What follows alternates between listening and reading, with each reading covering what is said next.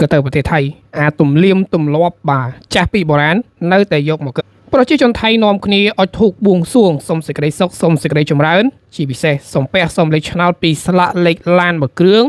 ដែលជាប់ទៅបាទទៅលើគំនោមួយដែលបើយើងនិយាយទៅគេហៅថាឡានមានសំណាងអត់ធ្លាក់ចុះក្រោមបើសិនជាធ្លាក់ចុះក្រោមវិញប្រហែលជាបាទឡានហ្នឹងគឺខ្ទេចខ្ទីគ្មានសល់តែម្ដងអញ្ចឹងហើយបានជាប្រជាពលរដ្ឋរបស់ថៃបាទនាំគ្នាទៅបាទអុជធូប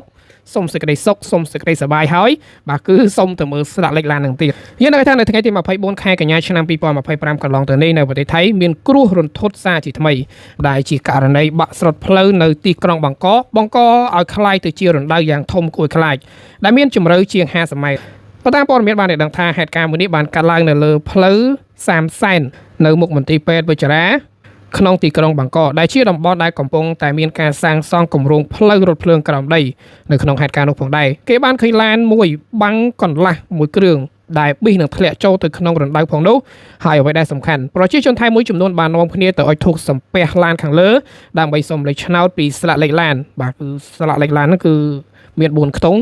48និង54ដោយគិតថាអាចនឹងផ្សងសំណាងបានលៀបបានជ័យពីសេចក្តីមហន្តរាយមួយនេះយ៉ាងណាមិញមកទល់នឹងពេលនេះឡានមួយគ្រឿងនេះត្រូវបានអាជ្ញាធរស្ទួយយកបានដោយសម្រេចគ្មានការខូចខាតត្រង់ណាឡើយហើយអាជ្ញាធរពាក់ព័ន្ធផ្សេងៗទៀតក៏កំពុងតែស្ទុះស្ទះដោះស្រាយបញ្ហានិងរកមូលហេតុពិតបាទនៃការស្រុតផ្លូវនេះផងដែរ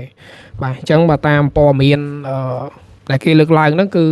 មូលហេតុនៃការបាក់ស្រុតដោយសារតែមានការធ្លាយនៅបំពង់ទយោបាទទយោទឹកធំអញ្ចឹងហើយបានជា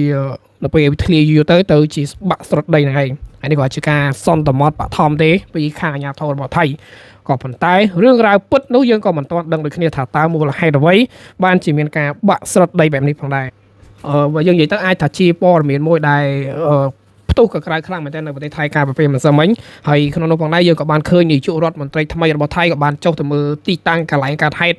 បាទដែលបានកើតឡើងអញ្ចឹងរឿងរ៉ាវទាំងអស់ហ្នឹងវាជារឿងរ៉ាវថ្មីមែនទែនសម្រាប់នៅប្រទេសថៃដែលជួបនៅបញ្ហាអញ្ចឹងពីមុនមកទេបាទប្រទេសថៃធ្លាប់តែជួបនៅរឿងរ៉ាវធម្មតាអញ្ចឹងណាក៏ប៉ុន្តែបាទក្រោយពីមានការចាប់សង្គ្រាមជាមួយនឹងកម្ពុជាយើងឃើញថាប្រទេសថៃគឺរងគ្រោះធ្ងន់ខ្លាំងមែនទែនហើយការរងគ្រោះធ្ងន់ហ្នឹងបងប្អូនហ្នឹងឯងគឺដូចជាការរំជួយដីបាក់អាគារបាទគ្រោះទឹកជំនន់20ឆ្នាំចុងក្រោយនេះថៃដែរជួបទេក៏ប៉ុន្តែគ្រោះទឹកជំនន់នេះគឺសាហាវតែម្ដងហើយចុងក្រោយនេះគឺគេហៅថានាយករដ្ឋមន្ត្រីថ្មីអាទៀនអ